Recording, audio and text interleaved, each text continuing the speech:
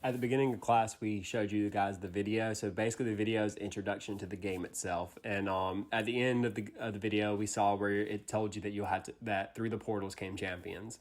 So what you guys are doing for this quest is actually making the champions that come through the portal. The idea of it is basically with step 1 to come in here and your themes. So the themes, again, like Donna Man, Pikmin, and Pit are my 3 games. And I can even come over here in the PowerPoint and show you. But these are my 3 games, and these are the themes throughout them. So Donna Man, like you can see on the cover over here, it has mammoths and tribal people, because it's basically a game where you start off in the ancient society, and as you play the game, the society becomes more advanced. So I wanted to use ancient, tribal, and strategy as my themes for that game. Pikmin, you can see over on the right, the cover from the game.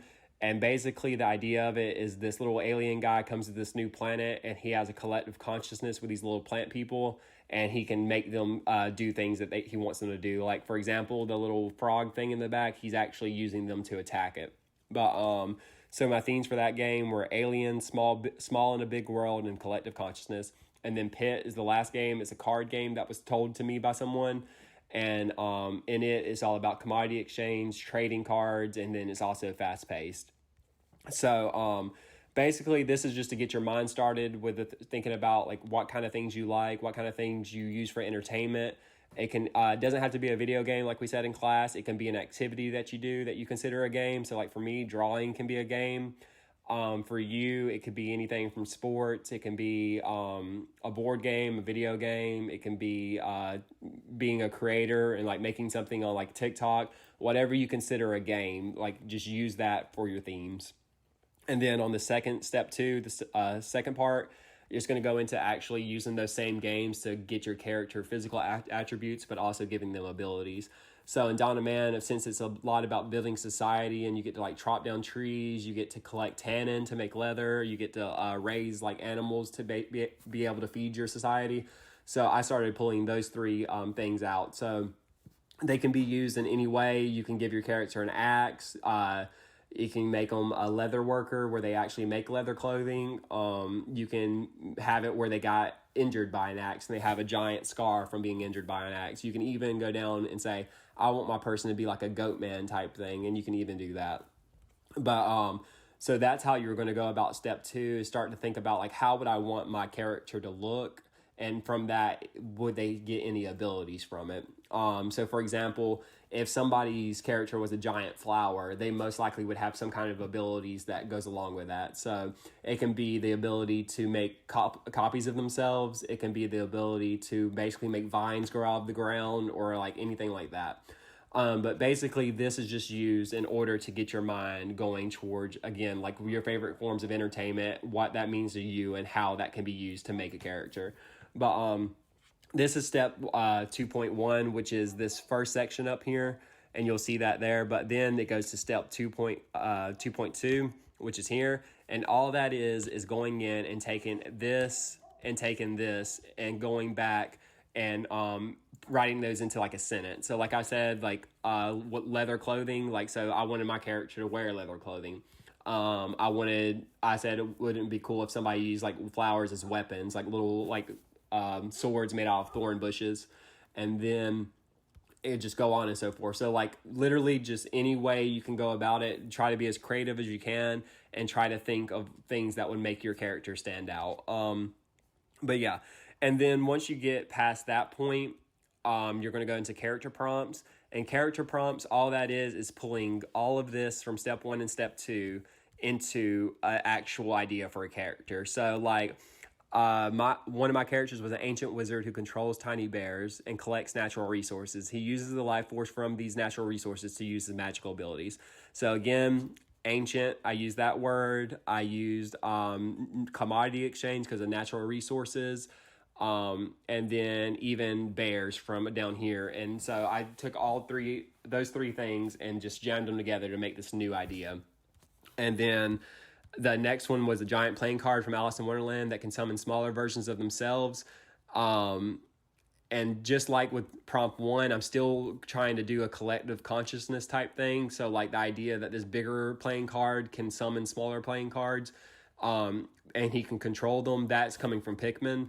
But even like the fact that my character's a playing card comes over here from the card game from Pit. But yeah, and then like I started thinking about like the way playing cards looked, and I wanted basically the giant playing card to be separated into quadrants, each representing a different suit within the deck of cards. So basically, I wanted it to be one card separated into fours with one of the suits on each side, each corner of it, and you'll be able to see that later. And then the last step is to go into your AI generator and put it all in through that. So basically, this whole sheet, all it is a quick little rough sheet to help you remember all your ideas, remember everything that you wanted to do for your character. So at any point that you need to go back and look, you can. After you do all of that, so basically you'll have up to this point done. Actually, you'll have up to this point, your step 3 done. So now is a good time to stop and go back in and like make your PowerPoint from this sheet. So basically all I did was come up here. Step 1 has its own slide. And then the reason I did this is because I did it from a screenshot and just put my paper up there. But if you don't want to do that or don't know how to do that, you can just click a text box in your PowerPoint and just do it like this right beside it. But yeah, so that's step 1, the slide for that. Then step 2, for its slide, I gave it a 2.1 and a 2.2, and that just made it easier since on over here they do have a number difference under step 2. But yeah, as long as you go in here and pretty much give every little section you do its own slide, it should be fine. So your PowerPoint can look however you want it to look, whatever feels right to you, but it does need to include all these steps. And once you get to this point where you got step 3, you just add that into your PowerPoint and you got the first part done. And then the next part will be going into your AI prompt generator and actually making your images from there. Okay, so once you get to your image generator, so the way to do this is basically just like normal, you'll come back and wherever you go, you just have to find where you can generate the art. I'm using Imagine Art. There's a couple different ones you can use, and I'll probably put them up at the end of the video. So I just want to let you guys know that. But just click Generate Art. So I've already made like 4 images because I redid this video. But basically in the front one, the first one, I put an ancient wizard who controls tiny bears to collect natural resources. He uses the life force from these natural resources to his magical abilities. So the reason it looks like this again, so ancient wizard, so we got our wizard, so that's a check mark there. Tiny bears, so there we go. And let's see, collect natural resources. It didn't really give the bears any natural resources like they're carrying anything, but that's okay because at least it got the tiny bears right. And then it also doesn't show you like how the wizard uses the natural resources, but you can also see ways like, yeah, I did get bears, but for some reason it decided my wizard needed bear ears. So that's one aspect. It's a take it or leave it type thing. If you like it, if you like the unpredictability, keep it. But if it does bother you, you can do it again and try to like tell it not to do bear ears. But yeah, so like the models, this is the normal thing. Models are basically the art style in a sense. Not really the art style, but like the way it goes about putting the image together. And so like you got a couple. It does show a little bit more if you go over here and click all instead of popular. But yeah, anything with a little crown on it, you can't use it unless you pay for it. But there are a couple that are free. And then from the models that it does it has the art styles. And from the art styles, it gives you more of like how it's going to look. So models, the first one is how, the models is how basically how it takes your information and starts to make it an image. But the art style itself is how the image is shown to you. So I chose cinematic render for this one. And that helps just because I wanted to look more realistic. I wanted good lighting. I wanted an atmosphere to it. And that's why I chose that one. Again, there are some sections like the aspect ratio here. Like you can't really do that unless you have premium. And you can't do high resolution. But yeah, so then there's negative prompt. So let me go to the second one I created. And that's this guy. So what I did here for negative prompt was put bear ears on wizard. So since it gave him bear ears, I didn't want that. So even though it's a negative prompt, you have to write it in a positive sense. If you do not put bear ears on it, it might confuse it. But if you put bear ears on wizard, it'll know that's the thing you don't want. And again, we see, like, I thought that these were elf-like ears, but actually that's a part of his hat, and he does have normal ears, so that works. The bears got messed up, so I don't really know why it changed the bears, but it just did. But it did start putting in some natural resources, so like gold. So like it does give a little hint that these bear things are like collecting gold. But there's this thing, the CFG scale I was telling you about. This is the aspect of like if you have it all the way up top, it will rely more on this, but if you have it closer to the bottom, it won't rely on it as much, and it'll use what you write more as suggestions than like written law. But yeah, and the one reason that my bears could look different is because I didn't put that much description in there, and I turned this all the way up, so it kind of like got confused and just put things together. The next one I did was this guy. So what I did here was I came back in and I added like some weapons for them. I put that the bears were wielding flowers as weapons, but it didn't do that. It just put flowers around them. So instead of like making it a section of the sentence, I might need to give it its own sentence. But again, I kept over here, I kept the CFG scale the same. I kept the negative prompt the same. But by adding that one little sentence, it changed some things. And but yeah, so like even the natural resource section, like the fact that he has like flowers on them might like give the idea that the bears are collecting flowers to give to him, but that's just up to you and like how you interpret like the image itself. But for the last one, which is ended up being my favorite one on here, is I turned the CFG scale all the way down and then kept everything the same. And so what it did there was it took away my tiny bear. So it basically looked over that part, but it saw bear and wizard. And from that, it made this bear wizard type guy. Again, this to me, it turned out the best one. I like the way it looks. It has like a mix between like a Wookiee and other things from like Star Wars, but it also has like that mystical effect. But yeah. So as you do this, you're basically going to come in here and you're going to write your first prompt. And then once you write your first prompt, you're going to see what you don't like and what you don't want. And then you're going to edit it. And you can edit it by changing the art style. You can edit it by changing the model. You can edit it by putting stuff in the negative prompt, sliding the CFG scale, or you can edit it just by changing the prompt altogether. And like I told you, like you can see I added a negative prompt here, but I kept everything else the same because I did like the way it was producing the image. And again, just kept doing and kept messing with it. You're going to keep doing that until you've done it 3 times for each sentence. So ultimately at the end of this, if you don't do more than like what you're required, you'll have 9 images altogether. But let me show you in the PowerPoint right here. So this is where we left off on the PowerPoint in step 3. So let's go to step 4, which is our outbase from prompts. And again, that's when you go into the art generator. And then let's go to click sequence 1. And so even though these images, these were from an older trial, and I just redid them in order to let you guys see it from like a new thing, from a new generation. But basically I did my first one and it gave me this. And like I like the first one I had of the other one better than this one because for some reason it just added some bears in the sky. And that could be because I was using the AI model Salvador Dali. But again, so I didn't really care for that. So I came over here and added what was in this in red. And I said the bears are the size of gummy bears and are equipped with tribal weaponry. And so it did make them small like I wanted, but then you got this weird monkey bear over here. You got this other weird bear. But then you have like this knight bear with like just all kinds of weapons hanging around them. So, and then again, you can see even in this one, the bear ears came back up. So you can kind of see some themes of like how like when you say a word, like it tries to like incorporate that word in every aspect of it, of your final image.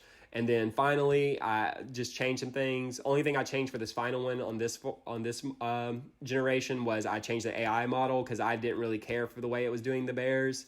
And then that gave me this. And I like this a lot more because I like the aspect that my wizard did get like physical bear attributes, that he has like bear paws and bear legs. But I also like that he is humanoid. And then he also does have the smaller bears around him. And even on this one, I was able to make it look, the natural resources collecting part, I was able to get it to do it exactly how I wanted. Not exactly how I wanted, but close enough where like that part of my conversation or that part of my prompt was in it. And so, yeah. So basically each of these, so that was this first one right here, and then the next one would be giant playing card, and the next one would be a Wizard of Agriculture.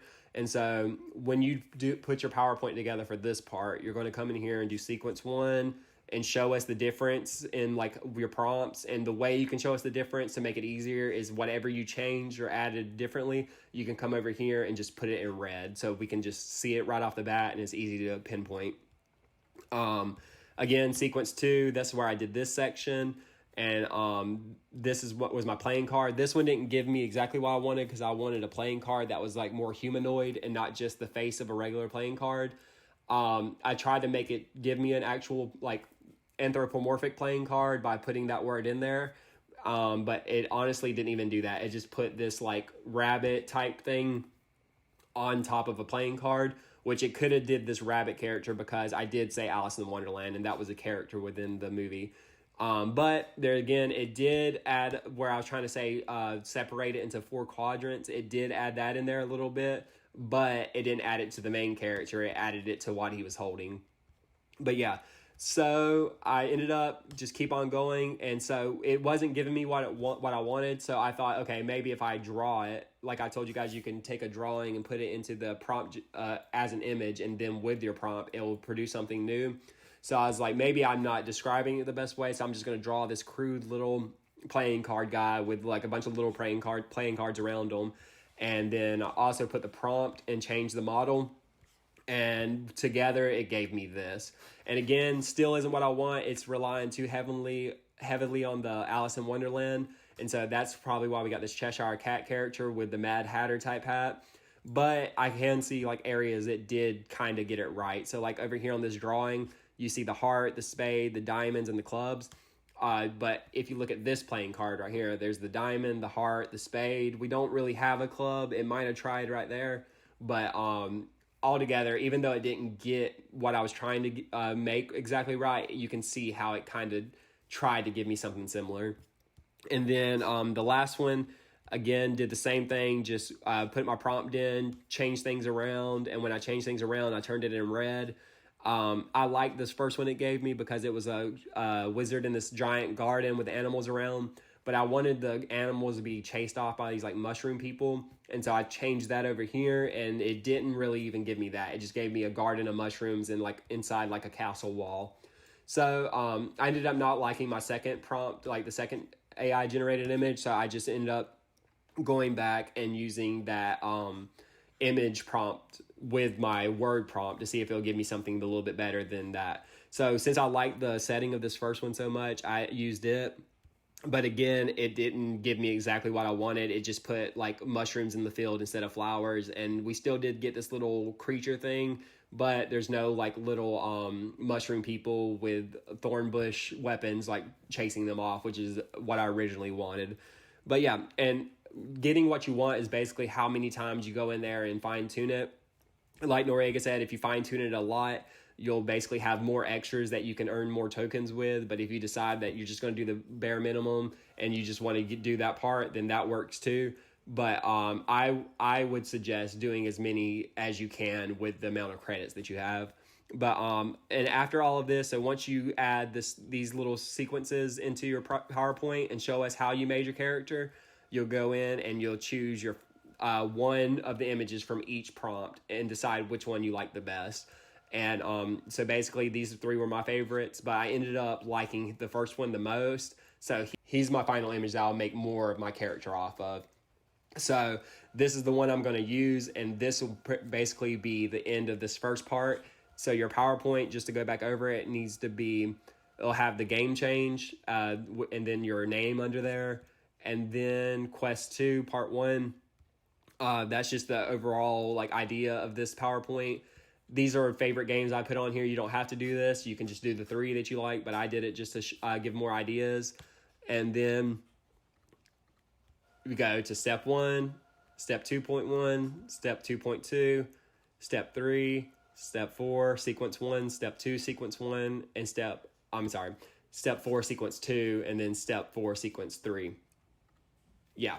And so basically you'll have each section on this sheet, on this worksheet, make sure you put it into a PowerPoint. So again, you'll get all the points needed as long as you make sure that step 1 has its own PowerPoint slide, step 2.1 has its own PowerPoint slide, and step 2.2 has its own PowerPoint slide, and so on and so forth. And basically, by the end of this, you're just showing us the process that it took to come up with your final character idea. And from that, we'll move on to the next part. But that's basically the idea of this. Before I close it out, I'm going to go back to my AI image generator, and I'm going to show you guys how to do a prompt from an image and not just the words. So basically up here, they're all in different sections, but all AI art generators act the same. So if you go to image remix, you can put that up here. And so what I did was I used this image I have right here.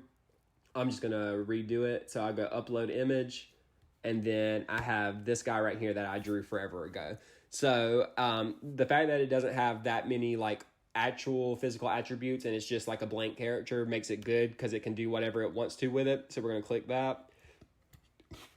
And then we have this little box, and I don't really want to have to use this box because I don't want my whole character to be getting rid of.